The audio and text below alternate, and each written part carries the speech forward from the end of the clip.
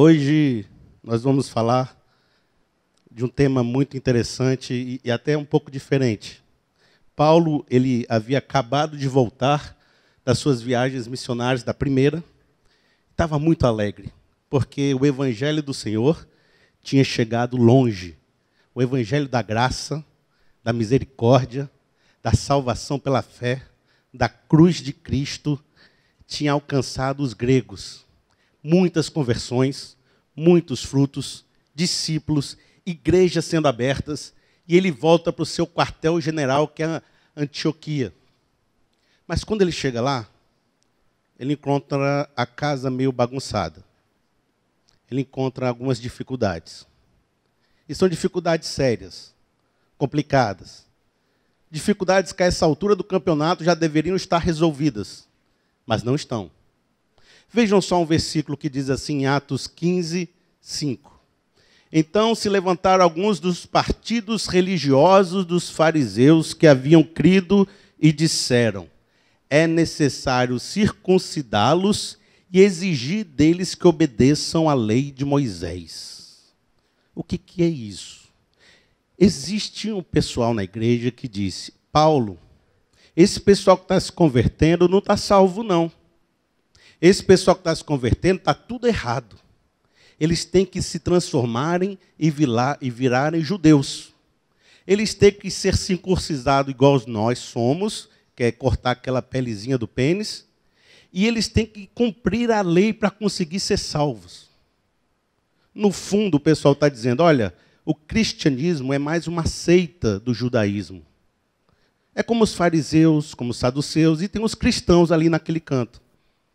Paulo, você vai ter que voltar agora lá naquelas igrejas que você abriu e dizer que todo mundo tem que virar judeu. Aí Paulo olhou para esse negócio, rapaz, que confusão é essa? A gente está aqui pregando a graça de Deus, a misericórdia, que não é pela lei, é pela graça, é pela fé. E agora vocês estão dizendo que é pela lei de novo? O que está acontecendo?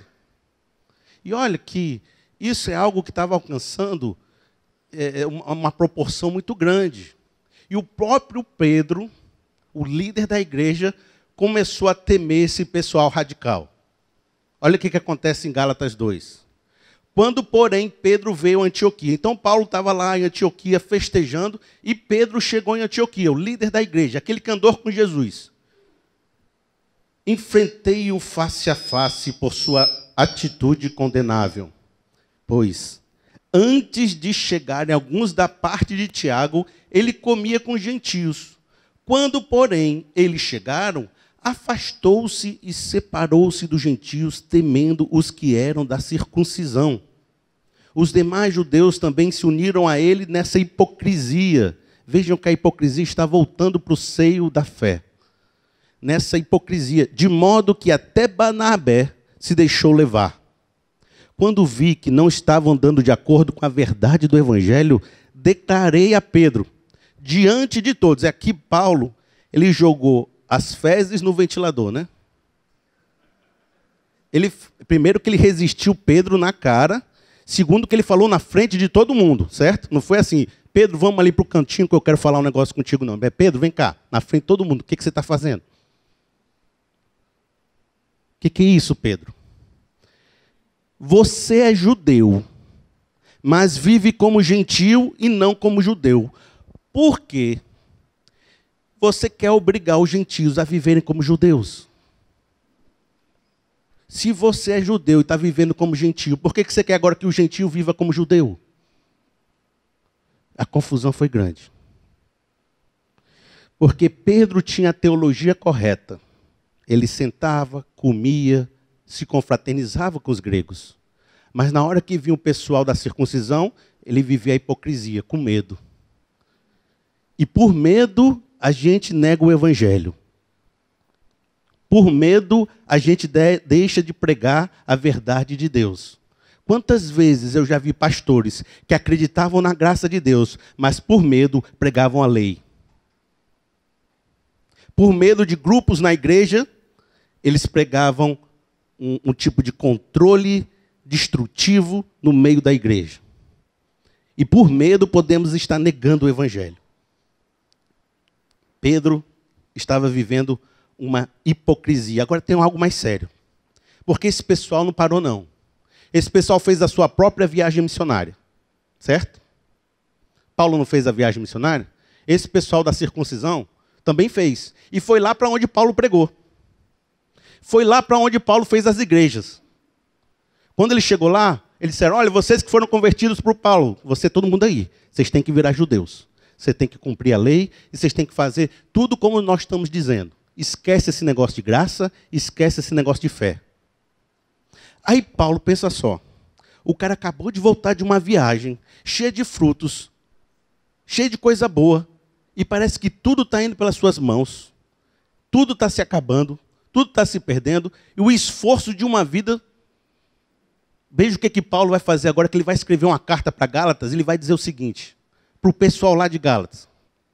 Admiro que vocês, Gálatas, estejam abandonando tão rapidamente aquele que os chamou pela graça de Cristo, para seguirem outro evangelho. Será que vocês são tão insensatos que, tendo começado pelo Espírito, querem agora se aperfeiçoar pelo esforço próprio? Será que foi inútil sofrerem tantas coisas? Será que foi inútil? Será que foi inútil ser apedrejado aí, em Listra? Será que foi inútil a perseguição que a gente sofreu? Será que foi inútil a nossa história? Vocês estão querendo voltar? Abandonar a graça? Se conseguir salvar pelo seu esforço próprio? Meus irmãos, agora uma palavra para você. Quando você não resolve alguns problemas, ele volta a te perturbar de novo. E às vezes volta mais forte. Às vezes você acha que você tem a vida profissional resolvida. E que aquele seu problema lá no casamento, você pode deixar para lá. Mas tem uma hora que aquele problema lá vai afetar a sua vida profissional. Você acha que porque tem sua vida super tranquila no casamento, você pode renegar suas finanças. Mas tem uma hora que você vai ter problema nas finanças e ela vai destruir seu casamento. Porque às vezes tem elefantes no meio da nossa sala e a gente está fingindo que não está enxergando. Pedro ficou botando panos quentes nesse pessoal durante muitos anos. E agora ele estava destruindo o evangelho da graça e o evangelho da fé. Pedro ficou temendo esse pessoal e fazendo uma hipocrisia durante muito tempo. E agora esse pessoal estava destruindo o evangelho do Senhor. E eu digo aqui uma coisa, que quando a gente faz uma mensagem, eu sei que vocês devem estar vivendo algo semelhante, porque isso é inspiração do Espírito Santo. E tem coisas na sua vida que talvez você esteja precisando resolver. Isso é uma palavra de Deus para você. Tem elefantes no meio da sua sala que não dá mais para você botar o sofá lá em cima. Fingindo que ele não está lá. Fingindo que isso não é um problema grande. Porque se você continuar deixando ele lá, ele vai destruir aquilo que você está plantando e aquilo que você está construindo. Vejam, o que Paulo vai fazer? Paulo vai fazer o que Pedro não fez. Ele vai arregaçar as mangas. Não resolveram isso não? Porque Paulo é assim. Não resolveram isso não? Espera aí. Agora sou eu que vou resolver esse negócio. E nós vamos agora discutir esse negócio. E vamos resolver esse negócio.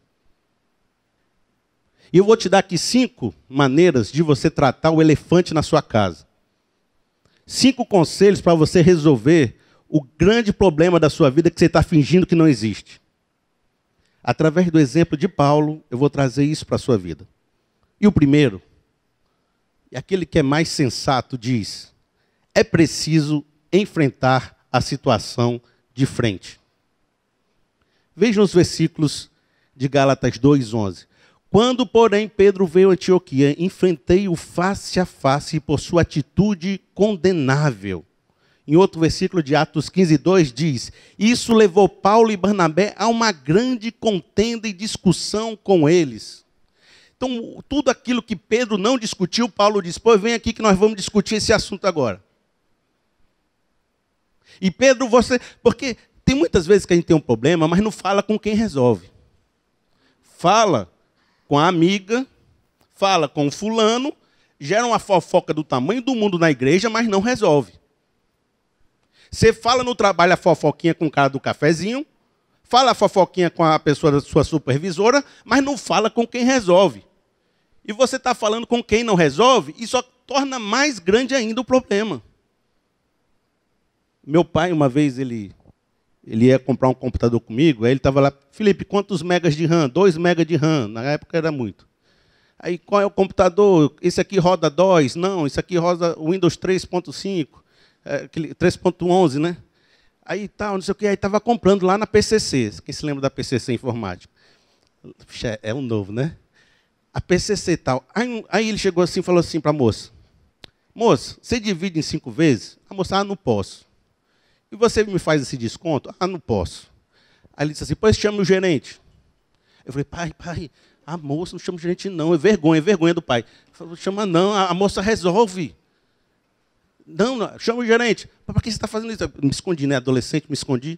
Aí chegou o gerente e falou, não, porque eu estou querendo fazer assim, assim, assado, assim, assim, assado. Aí o gerente, pois então, beleza. Então, em 2 minutos ele resolveu e fez o dividiu em 5 vezes e tal. Eu aprendi, meu pai virou para mim assim, tem vezes, meu filho, você tem que falar com quem resolve.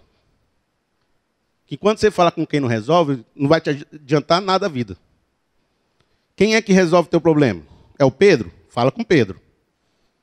Quem é que você está brigado? É o marido? Fala com o marido. Não vai falar com as amigas do marido, não. Ficar contando os podres do marido mal falado pela região todinha, porque você não fala com ele. Enfrenta face a face o rapaz que está dando problema com você. E fala. E tem gente que diz assim, rapaz, a unidade na igreja tem que ser respeitada. Você não pode discutir as coisas, não. Se o cara lá está falando um bocado de abobrinha, você tem que deixar ele falar, porque em nome da unidade da igreja. Que isso, meu irmão? O negócio está deturpando o evangelho, discute. O negócio está dando problema, fala. O pessoal que discutiu foi muito, Pedro, Paulo e Barnabé, uma grande contenda e discussão com eles, porque tinha que resolver o problema grande. Não é discussão pequena, não. Eu já tive discussão na minha vida, negócio de reunião em igreja. Rapaz, e a gente está aqui, amigo, até hoje. Tem um amigo aqui que a gente já discutiu, foi muito, e a gente está aqui, amizade, mas teve que discutir, teve que botar para fora. Teve que ajeitar as coisas. Na sua vida, no seu casamento, vai ter hora que você vai ter que discutir com a sua esposa. E acertar os pontos, porque se você deixar o elefante na sala, lá na frente vai dar um rebote. Será que não é hora de ter uma conversa com Pedro na sua vida? Com aquele filho, com aquela esposa, com aquele chefe, com aquele amigo? Um amigo que está pecando, se lascando, toda hora, e você está do lado dele falando, é isso aí, meu amigo, beleza, vai, não está na hora de você chegar para ele e falar, meu amigo, está na hora de você se converter direito, não? Buscar uma vida de santificação aí, ir para frente? Porque, olha, meu irmão, está respingando a minha família. E tem hora que eu não estou conseguindo mais andar contigo por causa disso. Será que não é hora de chamar a família para uma reunião séria? Essa é a palavra de Deus para você hoje. Resolver aquele pepino. Pare de ter medo e comece a resolver os seus problemas de frente. Pare de fingir que ele não existe. Segundo conselho para você. Elabore bem suas razões e comunique suas posições. Sabe o que Paulo fez? Escreveu a carta de Gálatas. Na sua Bíblia aí, se você trouxe a sua Bíblia, abra aí comigo a sua Bíblia. Você vai ter os evangelhos, Mateus, Marcos, Lucas e João. Aí depois você vai ter o livro de Atos, que é esse que a gente está dando. E aí você vai ter o livro de Romanos, 1º e 2º Coríntios, e vem o livro aos Gálatas, que é esse aqui. Foi nessa hora que Paulo escreveu os Gálatas, certo? Para o pessoal lá onde ele tinha convertido, que estava se convertendo ao judaísmo de novo, ele escreveu essa carta aos Gálatas. Então, quando você for, tarefa de casa essa semana, ler a Bíblia, você vai ler os Gálatas, certo? Vai entender o que ele estava dizendo. Qual foi a defesa de Paulo? Qual foi o argumento de Paulo? E está aqui. O capítulo 3 é um dos capítulos mais bonitos da Bíblia. Lutero chega a dizer que a carta aos Gálatas ela é o fundamento sobre o qual a igreja está construída. Por isso que a gente hoje se chama cristão e não judeu. É por causa da carta de Gálatas. Então, você chegar em casa, uma leitura para você, leia a carta de Gálatas. Por que Paulo fez isso? Porque precisou deixar claro tudo aquilo que estava no seu coração e tudo aquilo que era o evangelho de Deus. Aí eu te pergunto, seus filhos sabem que você não aguenta mais? Você tem deixado claro para a sua família que você não aguenta mais? Ou está todo mundo achando que você está bem e só você acha que está mal? Porque você não deixou claro para ninguém e fica exigindo de todo mundo que saiba o que você está pensando. Aí você vai conversar com a mãe, ninguém me ajuda, ninguém gosta de mim, ninguém vê meu coração. Aí você fala com o filho, mas a mamãe nunca pediu ajuda. Eu não sabia que ela estava precisando de ajuda. Você já deixou claro tudo aquilo que passa no seu coração? Você vai conversar com um casal, o marido às vezes nunca falou para a esposa que não gostava de coisa que ela fazia. A esposa nunca falou coisas para o marido. Quando eles começam a conversar, eles se dão bem. E dizem, meu amor, eu não sabia que você se incomodava com isso. A partir de agora eu não vou fazer mais. Você já deixou claro o seu coração, de forma que as pessoas saibam claramente o que você está pleiteando? Porque às vezes você está discutindo e nem você sabe o que quer. E às vezes você até sabe, mas você não resolve mais. Aí fica aquela discussão do tamanho do mundo. Meu irmão, o que você quer? Isso, postou-me isso. O que você quer? Tem hora que a pessoa já quer vingança, não quer nem mais resolver as coisas, não. O que você quer? E às vezes, os profissionais têm que aprender a entender o que ele não é e o que ele é, porque você às vezes tem sofrido problemas financeiros porque não sabe o que você está precisando. Você não está com a mente esclarecida. Então procure profissionais, recursos humanos, que possam te dizer qual é o seu problema. Qual é a sua dificuldade. Às vezes você está com um problema no casamento, mas você não sabe qual é o problema. E você precisa esclarecer para o seu coração o que é.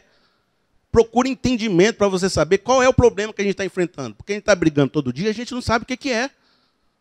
A carta de Gálatas é um esclarecimento profundo para a igreja. Terceiro, busque o julgamento de pessoas sábias. Para você decidir o elefante que tem na sua casa, às vezes não adianta só uma conversa, não. Você tem que levar para uma terceira pessoa. E veja o que aconteceu, Atos 15:2. Assim, Paulo e Barnabé foram designados, junto com os outros, para irem a Jerusalém tratar dessa questão com os apóstolos e com os presbíteros. Os apóstolos e os presbíteros se reuniram para considerar a questão. Então se formou um colegiado de pessoas sábias e liderança que disseram, agora nós vamos decidir isso de vez. Está aqui os sábios, os doutores, os líderes, apresentem suas questões e a gente vai dar um ponto final nessa questão. E a primeira coisa que você deve pensar aqui é que você só chama uma terceira pessoa quando você acha que está absolutamente certo e a outra pessoa acha que ela está absolutamente certa. E tem hora que você diz, a verdade da Bíblia está comigo. O outro diz, a verdade da Bíblia está comigo. Aí você diz, não, mas o Evangelho diz assim. Aí o outro diz, mas isso aqui diz assim. E fica aquela discussão que não tem fim. E na sua casa também, o marido sabe e diz, olha, se você soubesse o que a esposa tem feito comigo, você estava do meu lado. E a esposa diz, mas ele tem massacrado a minha alma, massacrado o meu emocional, e por isso que você não sabe o que ele fez comigo. E os dois estão absolutamente certos de que estão certos. E aí você precisa de alguém sábio no meio dos dois, para dar conselhos e tentar tirar esse engodo que ficou a discussão. Então, meu amigo, nessa hora procure um pastor, procure um líder, procure um psicólogo, procure um terapeuta, procure um coach empresarial, procure... É porque tem os coaches que são ruins e tem os coaches que são bons. Você procura o bom. Procure um cara de recursos humanos. Procure alguém que saiba te dar um conselho sábio. Porque às vezes você não consegue mais ver o problema. Você está tão chateado, está tão com raiva, que você até tem razão, mas as atitudes que você está tomando são erradas. Você até tem razão no que você está dizendo, mas você está agindo de uma forma complicada. E a pessoa vai dizer, olha, você tem razão, mas vamos mudar a sua atitude nisso, vamos mudar a sua atitude naquilo, que aí a gente chega na conclusão. pessoas sábias. E agora, deixa eu dizer o seguinte. O elefante, às vezes, existe porque você é o gerador do elefante. Certo? Você está cheio de elefante no coração. Você que causa os problemas. Às vezes você nem sabe disso. Então você vai no aconselhamento com a pessoa mais sábia, a pessoa vai dizer, meu irmão, o problema está com você. Aí você vai dizer o quê? Não, ele não entendeu o que eu estava dizendo. Eu vou para outro. Aí vai para outro conselheiro. Aí o conselheiro diz, cara, acho que você precisava mudar. Não. Aí vai para outro. E nunca aceita que o problema pode estar com você. Então, se você foi no conselheiro, e se ele falou coisas difíceis e problemáticas para você, aceite. Às vezes o problema está contigo. Às vezes você é o Pedro que está agindo com hipocrisia. Você é um cara legal, você é Pedro. Você é líder, mas está agindo errado. Não adianta ir para conselheiro se não quer escutar o que ele está dizendo. Não adianta ir para pastor e o pastor fala e você faz errado. Tem que aprender a escutar e considerar de que talvez você possa estar errado. E talvez o problema do elefante seja você. Porque a gente sempre quando vê uma mensagem dessa, quem é o problema? É o outro. E se fosse sempre o outro, ninguém tinha problema nenhum, né? Todo mundo era maravilhoso. Eu acredito que no meio dos elefantes que tem aqui, são vocês, os elefantes são os problemas, tem gente que é responsável pelo elefante. E você tem que mudar seu coração, você tem que tirar algumas sujeiras e lixos que estão lá dentro. Então, aceite o conselho sábio. Quarto. Esse aqui, eu vou ler um texto maior, porque esse texto tem a ver com a sua fé. Não só com essa ênfase que eu estou dando, mas tem a ver com a fé cristã que você segue. E é preciso que isso seja gravado no seu coração de uma forma mais evidente. Preste atenção nesse texto, porque talvez isso seja importante para muitas discussões futuras suas. Vai ser a hora onde Pedro vai dar o ultimato e o julgamento dessa discussão. Diz assim, Atos 15, versículo 7. Depois de muita discussão, Pedro levantou-se e dirigiu a eles. Irmãos, vocês sabem que há muito tempo Deus me escolheu dentre vocês para que os gentios ouvissem de meus lábios a mensagem do evangelho e crescem. Ele está falando lá de Cornélio. No dia que ele foi pregar para o gentio Cornélio, ele teve uma dificuldade tremenda. Ele disse, olha, judeus não se misturam com gregos, mas mesmo assim o Espírito do Senhor levou ele e ele falou para gentios. Ele falou, vocês sabem que há um tempo atrás eu mesmo fui lá pregar para os gregos. Meus irmãos, vocês sabem que eu, Pedro, já fiz isso. Deus, que conhece os corações, demonstrou que os aceitou, dando-lhes o Espírito Santo, como antes nos tinha concedido. Ele não fez distinção alguma entre nós e eles, visto que purificou os seus corações pela fé. Então, por que agora vocês estão querendo tentar a Deus, pondo sobre os discípulos um jugo que nem nós, nem nossos antepassados conseguimos suportar? De modo nenhum. Cremos que somos salvos pela graça de nosso Senhor Jesus Cristo, assim como eles também. Toda a assembleia ficou em silêncio, enquanto ouvia Barnabé e Paulo falando de todos os sinais e maravilhas que por meio dele Deus fizera entre os gentios. Meu irmão, e aqui foi o ponto final na questão. Você é salvo pelo cumprimento da lei? Não. Você é salvo pela graça de Cristo e pela fé em Cristo Jesus. E eles se reuniram e decidiram e botaram a pedra sobre esse assunto. E o que ele falou? Ele falou, olha, o Espírito Santo circuncisou o coração deles quando manifestou, através do batismo, a sua presença na vida deles. O que é isso? Porque Paulo lá na frente vai dizer, olha, a verdadeira conversão não está nesse negócio de circuncisão, de cortar a pelinha do pênis, não. Está lá no seu coração, e ela é feita pelo Espírito Santo de Deus. Então, como é que eu sou salvo ou não? É quando o Espírito Santo entra na sua vida e faz uma transformação completa. E essa foi a verdade da fé decidida no concílio. Não é pelas obras, não é pela lei, não é pelo que come ou deixa de comer, não é pelos costumes, é pela graça. E ele fala um negócio interessante, ele diz assim: na minha vida o Espírito Santo já demonstrou isso. E Paulo lá na frente diz assim: olha, o Espírito Santo fez maravilhas através das nossas mãos, de Paulo e Barnabé. O que eles estão dizendo? Olha, na minha história, a resposta já estava na minha história. Porque Deus já me revelou isso de antemão. Eu estava agindo errado, mas eu sabia no meu interior, no meu coração, a verdade do Evangelho. O Espírito Santo geralmente já tem falado com você a resposta. E muitas vezes a gente finge que não tem escutado. Às vezes você olha o seu mercado profissional, você faz determinadas coisas que crescem maravilhosamente bem. Aí você fica insistindo naquela que não cresce. Está lá o Espírito Santo dizendo o caminho que você tem que ir, o que você tem que fazer. Você planta uma árvore e cresce. Você planta a árvore e cresce. Mas você diz, mas eu quero trabalhar nisso daqui. Aí o Espírito Santo mostra isso aqui. Mas eu quero fazer isso aqui. O Espírito Santo mostra aquilo ali. Aí quando você vai fazer uma análise, vai pensar, aí você diz, rapaz, Deus já estava me mostrando há muito tempo o que eu devia fazer e eu não estava fazendo. E se Ele não fez isso contigo, peça a Deus que Ele vai te dar sabedoria.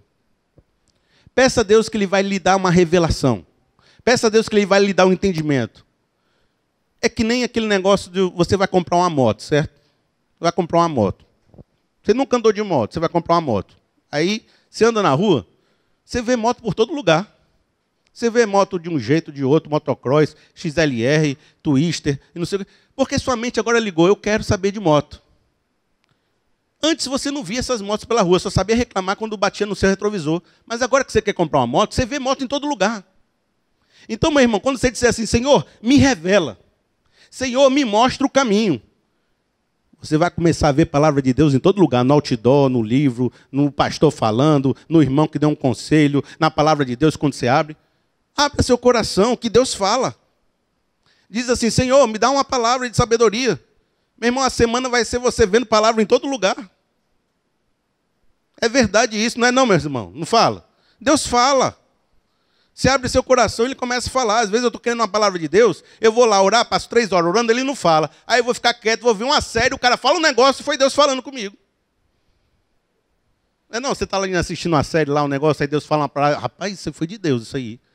Você vai falar com um amigo, né? O Fortaleza perde, alguma coisa acontece. Você, rapaz, era sinal que não era para mim estar aqui, era para estar naquele outro lugar. Deus fala contigo, meu irmão. Fala através da palavra, fala através da oração, fala através dos irmãos e fala através de sinais e coisas na sua vida também.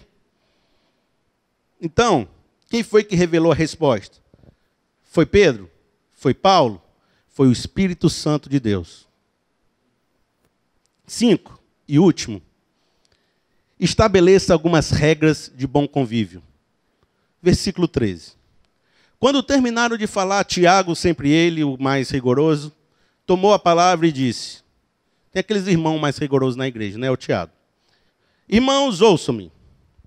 Portanto, julgo que não devemos pôr dificuldade aos gentios que estão se convertendo a Deus. Então ele falou, é isso mesmo, beleza. Pedro, estou contigo. Paulo, é isso aí. Tiago, o mais rigoroso, deu o aval, então está todo mundo bem, né? Ele seria o problema na reunião, seria o Tiago, mas ele falou, estou contigo. 20. Ao contrário, aí ele vai dizer uns negocinhos. Devemos escrever a eles, dizendo-lhes que se abstenham de comida contaminada pelos ídolos, da imoralidade sexual, da carne de animais estranguladas e do sangue. Então, olha, mas há um problema. Judeu não consegue sentar do lado de gentio se ele estiver praticando imoralidade, se ele estiver comendo alimentos impuros, se ele estiver adorando a ídolos. Aí fica difícil também, né, Paulo? Seguinte, para que fique um negócio legal, a gente vai se juntar, judeu vai se misturar com grego, certo? Mas vamos evitar esse negócio, porque isso está impedindo a comunhão dos irmãos. Não é porque isso vai salvar ninguém, não. Não é porque isso é graça, não. Não é lei, não. É só porque é costume, é tradição, pessoal. Vamos ter calma nesse negócio? E o que ele pediu? Pediu coisas legais, né? Não adorar ídolos. Eu acho que está errado adorar ídolos. Imoralidade sexual. Eu acho que está errado imoralidade sexual. Mas comer carne estrangulada pelo sangue, eu acho que esse negócio não... Ninguém hoje se preocupa com isso, se preocupa? Nem naquela época. Aí Paulo vai dizer, olha, lá na frente, pessoal, se o comer carne escandalizar alguém, está entendendo? Vocês já leram essa passagem? Vem de onde? Vem daqui, entendeu? Se comer carne não está escandalizando você, você tem uma consciência forte, não, eu como carne assim, pode até ter sacrificado ali para o Satanás, eu posso comer aqui que não faz nada para mim. Beleza. Você comer carne sacrificada aos ídolos não faz nada com você? Beleza, ok. Tudo bem. Mas o irmão do lado da igreja tem problema com isso. E ele come só legumes. Então, por causa desse irmão do lado, deixe de comer a carne do Satanás. Foi mais ou menos isso que ele disse.